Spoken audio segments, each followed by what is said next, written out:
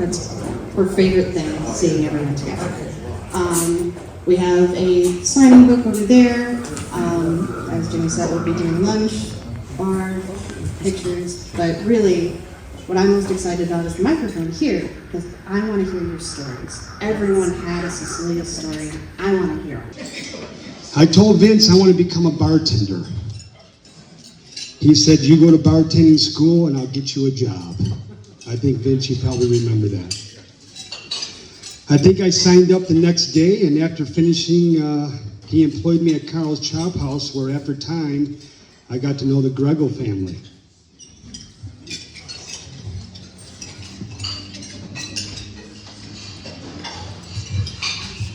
I love the family, by the way. About a year later, Cecilia asked if I would come and help open the patio at Comos in Ferndale, where eventually I'd become a full-time employee for over a decade. To work for this family was an amazing time in my life.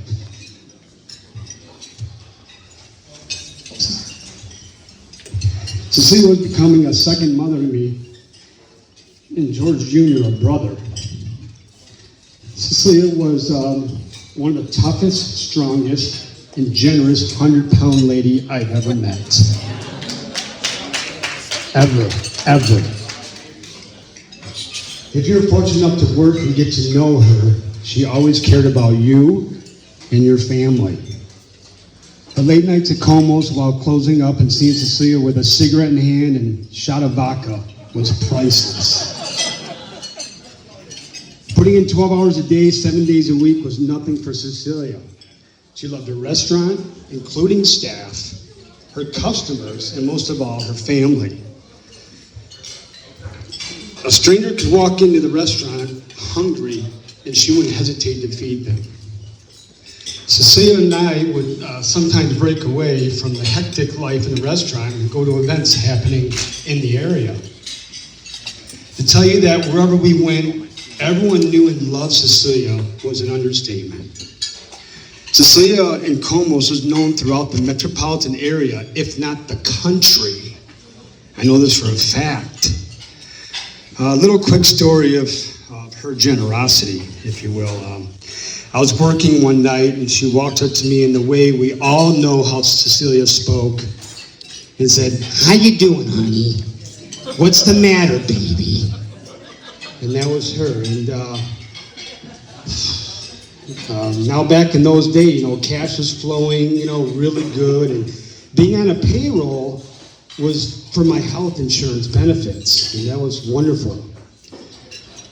So I proceeded to tell her, well, I have young kids and hopefully getting a house one day, but I don't show much on the books. Without hesitation, she says, I'll take care of it. So at the end of that year, I get my taxes back, and it wasn't the normal tax refund. But it didn't belong to me, and that amount belonged to her. I remember it like yesterday. So I go into work following day and say, Cecilia, I have this money coming back from taxes, and a lot of it belongs to you.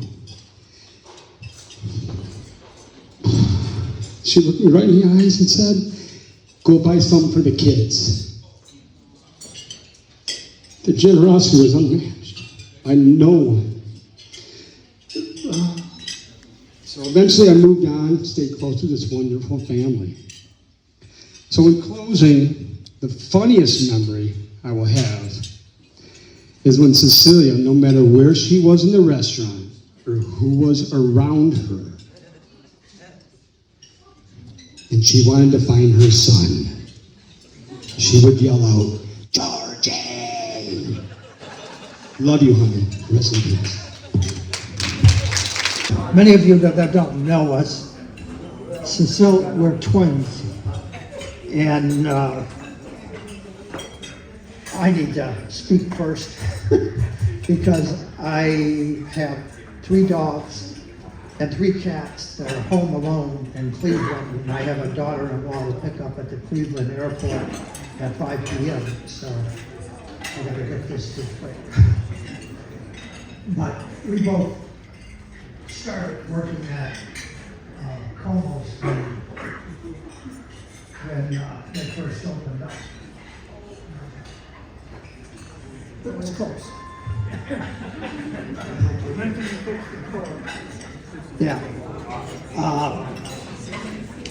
But Georgie got his interest in cars because he was 9 or 10, and I used to deliver for the restaurant, and I had a Sunbeam Tiger, which is basically the size of an MG, but has a Cobra drivetrain. So Georgie and I, at 9 or 10, would go out street racing on Woodward while we were delivering, which he enjoyed. And I used to think, I hope he doesn't tell his dad and his mom, but I'm sure that they knew anyway. And then through the years, I wound up working there like 10 to 20 years. Seems like such a long time ago. And then I wound up, I don't know if anybody has ever heard Sicilia talk about her twins. We're Danny and Donnie, and it used to always be, most of people would call us Danny Donnie, and it didn't matter. We don't look much alike anymore, but then it would have been hard to tell us apart. And I think I wound up being her favorite twin. Because I was the one who went to work for NBC Universal and spent the last 50 years out in LA. And then it was just when I would come to town that I would wind up seeing her and visiting and seeing Georgia. And I'm gonna make it short and give it to him. But I started that's why I know it was 1964. I was 16 and I started working there delivering pizzas. I was a disco.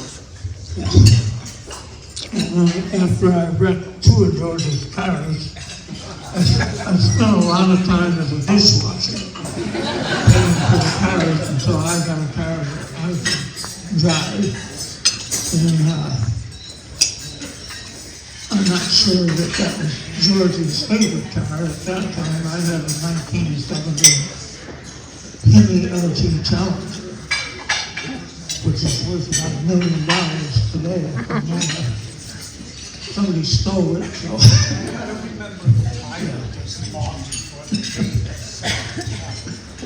But I think about leasing too, so definitely, Sicilia would borrow it to drive home sometimes. And take it home. I mostly remember Sicilia and George and Georgie and they were all at the restaurant when they were working there. I went into the service in 1966 when they took away my driver's license. Got a few too many racing tests and stuff. So I went into service because I knew I couldn't drive without my driver's license. And I finally got it back when I got out of the service in 1969. I came back to work. And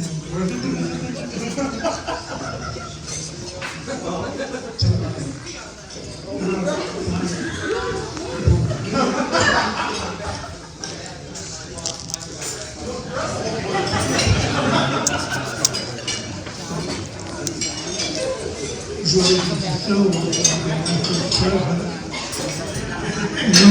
their car because my car is in Ohio. I think it's in the hospital. So I'm going to car for a little while. And that's going to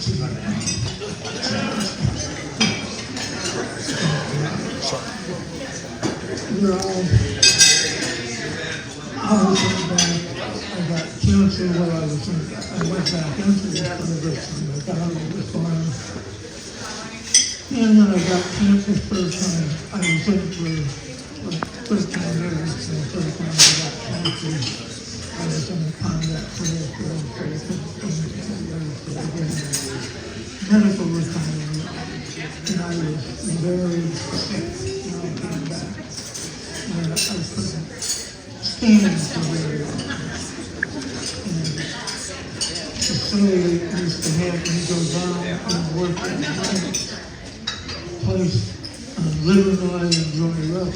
And I would just sit up front and take cash. That's about all I had the energy to do that thing. And she always took care of me, no matter what. So she's a blessed person. And, I can tell you a lot of, the motorcycle that she's seen in the picture that she's sitting on, that's mine. And most of us motorcycle people don't call it a motorcycle, we call it a cycle. Wheels in the back, and that's for us older people who can't stand up anymore. So she loved the bike. I still have that. I still have a Challenger. I still have a Bose 414. Those are my hobbies. She loved them all. We would always come out and stop at the restaurant on the Woodward Tuesdays and come up and she would feed us and take care of us. And that's when I got the break up. She was sitting on it, she was driving. The rear wheel, the passenger's legs set right in front of it. And I'd be worried. He's driven on it, and he's like, you only put your foot out one time. You remember after that. But is there somebody else who wants to talk? Oh, yeah. A lot of you probably know me as she knew me as Toonie. I have obviously blessed to know Sicilia.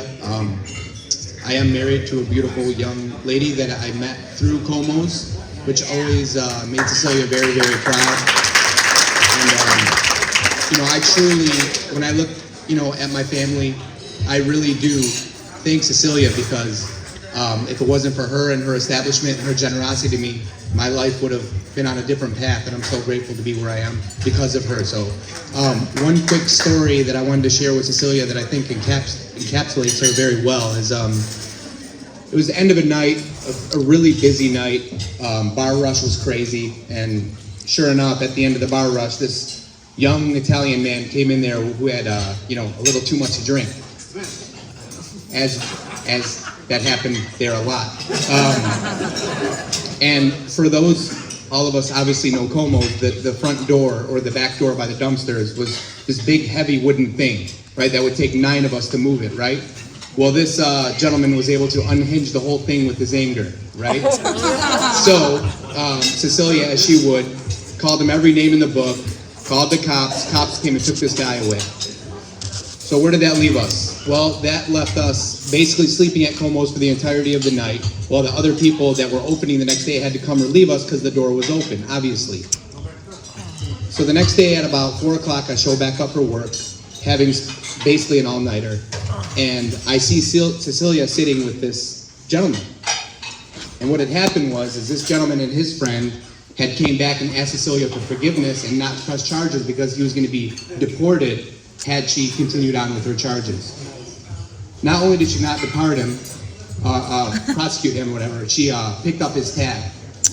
And from then on, they were really, really good friends. And to me, that spoke, exactly what Celia was. It was a wonderfully generous, incredible woman that we're all, so thankful to have known. So thank you guys. My name is Keely. A lot of you guys know me as just like a random kid that was always there at every family event that the Gregos had. Shout out to Cecilia for her kids who ended up meeting my mother's best friend from middle school, Mary. And they went on to have these amazing children. And I remember the happiest summers of my childhood were all spent with the Gregos. And we also got into a lot of trouble that our parents will never know about ever to this day. Looking at you, Forrest and Joey. And, you know, Mary and George, like, I've really learned a lot about love from them, especially, like, their mating call from the other room whenever one of them needs to get a hold of one another. I don't know if you guys have never heard it, goes something like this, like, from deep in your diaphragm. Nay! And then she responds in the most loving, peaceful, just almost like a bird chirping through the air, and it goes, "What?" And that's not hashtag relationship goals. I don't know. I have no idea what it is. Cecilia also taught me a lot about power moves, like how to be a boss and go through your life in boss mode. My favorite power move I ever saw of hers was a few years ago. The state of Michigan was doing a ban on smoking in public places. The ban was in full effect. Fines are being handed out. Businesses are being shut down. And where is Cecilia but on Local 4 smoking in her restaurant and being interviewed about a ban? That's the kind of person that's in charge. And Cecilia, God bless her, whenever we would go eat at 2 o'clock in the morning, she never let me go hungry, obviously. And I am just so incredibly grateful for her family, and I just love you guys so much. I'm Chris. They know me as the pizza guy, pizza ass. I mean, I got all of them. No problem. Something I gotta tell about Cecilia is that she loved to take everybody in. Strays. And she loved to give everybody second, third, fourth chances. And she never gave up on me. And I love her so much. I'm looking at all these faces. It makes you emotional, want to cry, and it's okay to do that. And there's always like catchphrases that you're gonna hear, like, "Get the money, honey." I use it now. I every time my drivers go out to get the tips, I'm like, "Get the money, honey." And they're like, "Why do you use that voice?" I can't help it, you know? So, you know, I just want to say, everybody, I love you all, and I know she loves you, and you are all family, and that's what she believed in. Taking care of family. I love you, Cecilia. Hi, I'm Alice. So Cecilia has been a part of my life since I was very small. George and Cecilia met my parents in their 20s. My mother and father had immigrated to the U.S. through Ellis Island, and my dad built his life with my two brothers, and I was born in Manhattan. Anyhow, my parents moved to Michigan and opened a restaurant on Mack Avenue, where Pepperoni Grill is right now, between 8 and 9 Mile and Greater Mack. And Cecilia and George had gone there to have dinner, and they had a lot in common with my family because they're restaurant business owners in their 20s. It sounds like Cecilia and George opened their place when she was 22. It's amazing. I mean, all of us at 22. I mean, it's incredible. But Cecilia and my parents, I mean, we became like family. My Italian family, and shared. I remember them coming over to our house and having shark fin soup. And my dad is an executive chef. Eventually, he went on to hotels, but always surrounded by incredible food and the warmth and she brought so much depth to my life, her strength, and I've always lived near the restaurant, so any evening at midnight, 2 a.m., she was there and she always embraced us.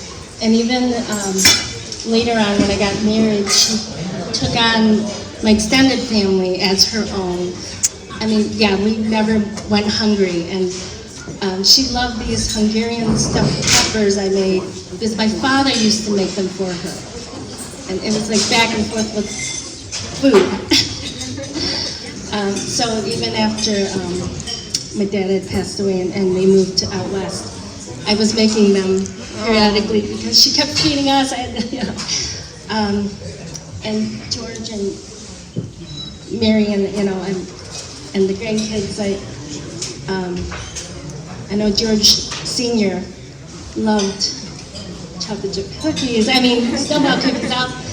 The nut balls with the powdered sugar on them. It just became like my tradition. And we were invited to holidays. I mean, my Italian family, it was just amazing. And I love her dearly, and she's up in heaven with George. It's lovely. And my daughter, when I was pregnant with Natalie, Cecilia threw a baby shower at Como's and put a spread out, and my friends, my family, everyone that went there, they were just amazed at her generosity and kindness, and she embraced everybody. And Chinese, like my father and mother, Chinese don't hug and kiss on the cheek, or she taught us that. And then when I got married, she did the same with my stodgy now ex-husband, but whatever.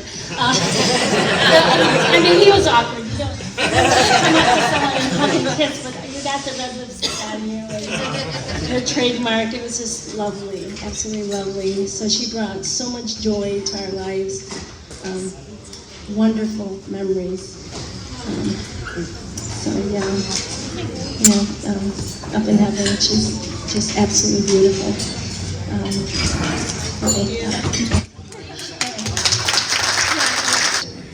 Hi, I'm Angelina. I'm the baby of the grandchildren. And I gotta love it because I get reminded every day. If it wasn't for my grandma, I would not obviously exist and or be the person that I am today. She has turned me into everything that I am and that I know. And out of all the life changes that comes with being a weird youngin' to a young adult, I can definitely say that the past 3 years of me living back here, she's changed the most of me, and it's always for the better and the best, as harsh as it could be. I wrote a little thing, maybe weird, but we're gonna do it. So, my grandma's indescribable, to say the very least. So many different ways you could describe her, but God, who knows what's the right way. She was very loving, kind, caring, tough, independent, stern. She was just overall amazing. She was accepting, but she was never naive. Never let the wool get pulled over her eyes. She was stern, but never disrespectful to me, most of the time. She spoke kind to everyone and anyone, and she taught me this because it's never wrong to say hello. It's always okay to say hello. You can be friendly to everyone, and she loved with her whole heart and her whole being and everything she had to ever exist. She's my rock, and I loved her with my heart and soul, and she's been a rock to a lot of people when they needed it. She was the toughest, craziest, most beautiful woman I've ever known to exist, and she showed me how to become an independent woman. and she showed me that I should live my life the way it is to be independent and respected and respect yourself and wake up and look in the mirror and say, I like what I see. She was always my shoulder to cry on. She was always my ear to listen to my woes.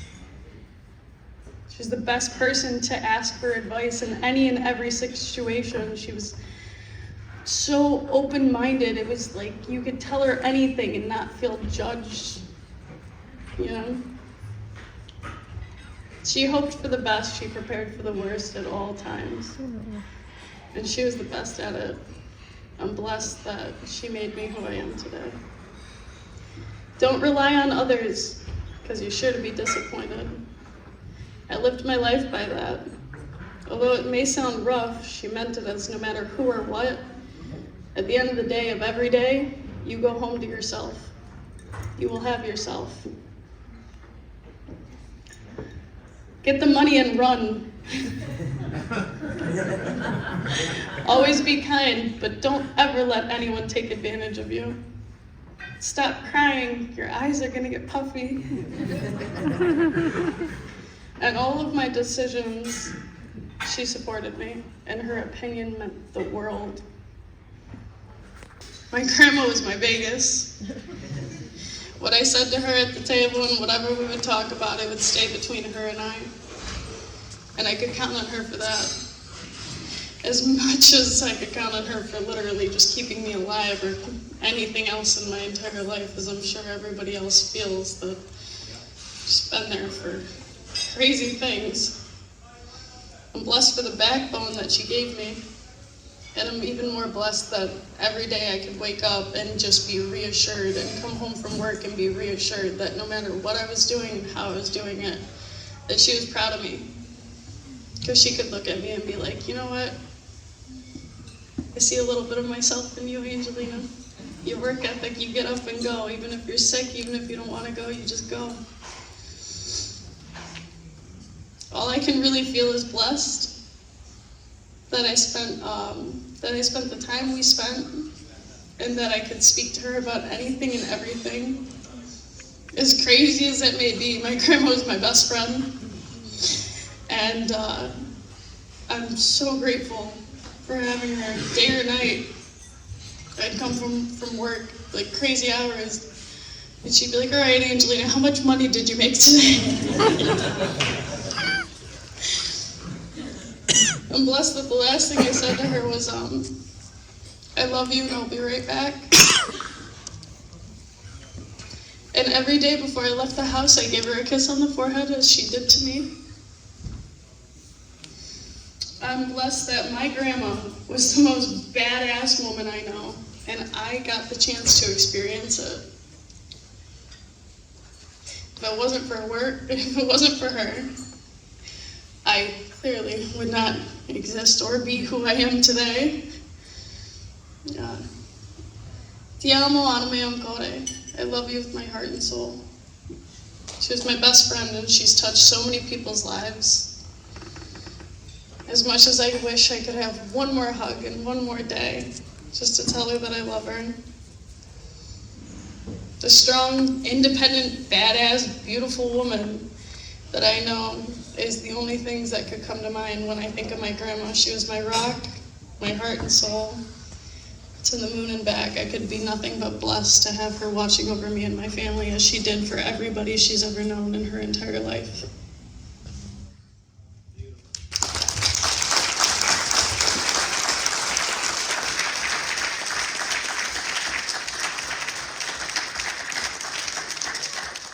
I owned my name because it was hers. And that was part of the reason that when I got into elementary school, that people started throwing nicknames at me, and I took a different name. And I remember when I lived with my grandmother, she asked me why my friends called me Tony and not Cecilia. And I said, Grandma, that's your name. She said, no, I gave it to you. Okay, sure. And when she passed, when it really hit me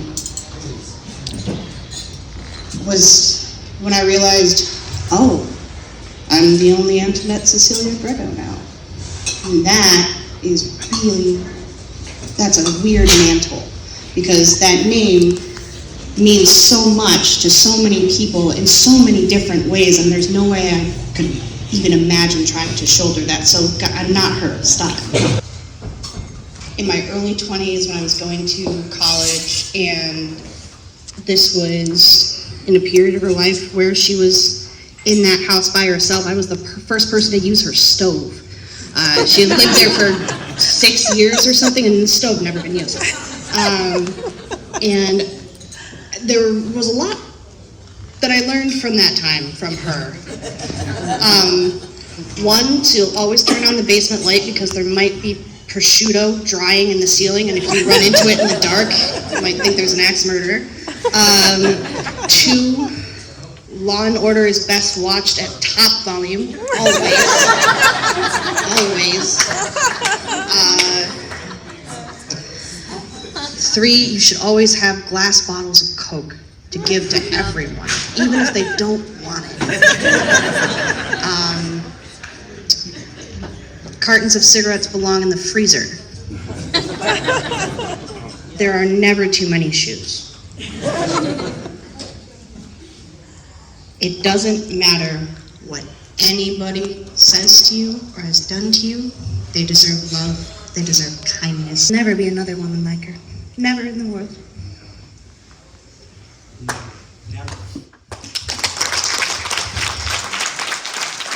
Cecilia's restaurant in about 2005, and boy did that change my life.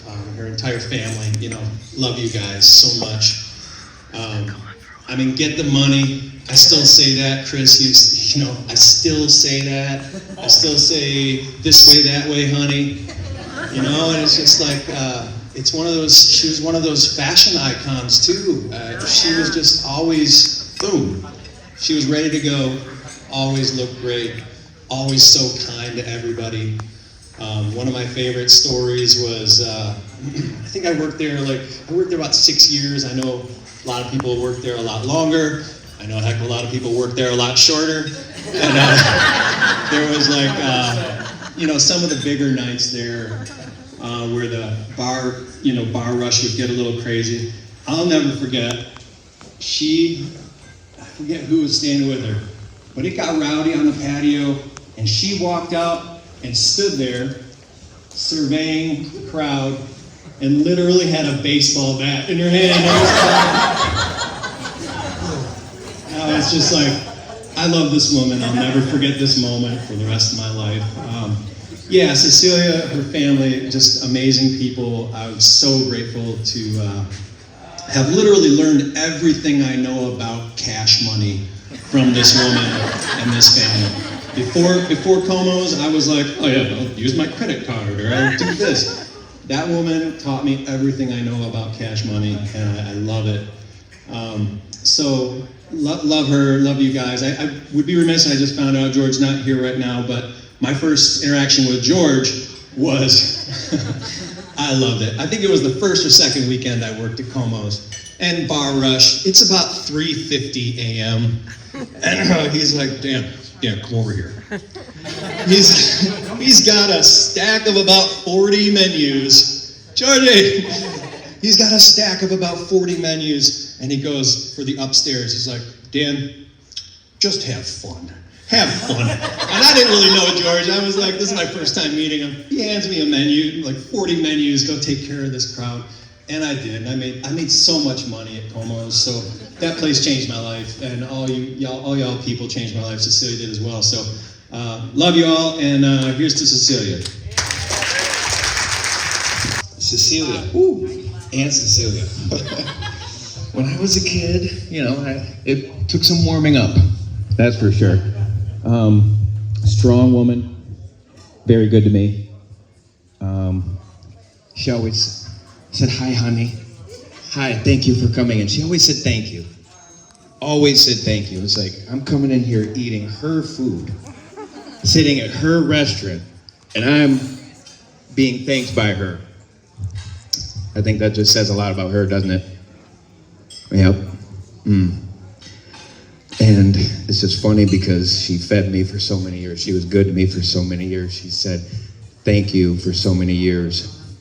And I saw her the last day she was in the hospital, alive.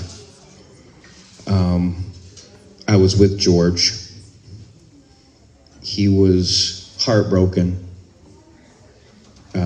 It's never easy seeing a man so scared, so hurt. And the Grego family, as you all know, they're very good to me. I love them all dearly, and in those moments, the doctor was trying to get her to eat and she wouldn't. And for some reason, she would let me feed her. So I gave her her last supper. It's a weird way God works, and it'll never measure up to what she gave me. But I knew then probably was time. It was probably going to happen. So I just enjoyed her to the end, and I just want to take the opportunity to thank her right now for everything she did for me, everything she did for everyone in this room. And I love you. Thank you.